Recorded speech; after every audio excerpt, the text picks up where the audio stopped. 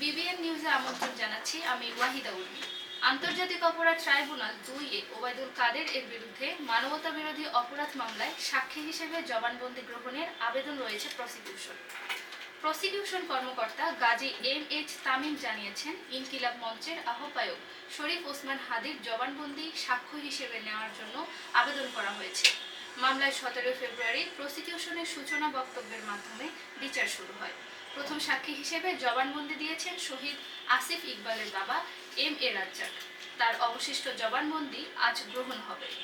মামলায় 7 জন আসামি রয়েছেন। তারা জুলাই-আগস্টে আন্দোলন দমন ও রাজপথ নামিয়ে সহিংসতার আহ্বান জানান এবং গণমাধ্যম নিয়ন্ত্রণে অংশ নেন।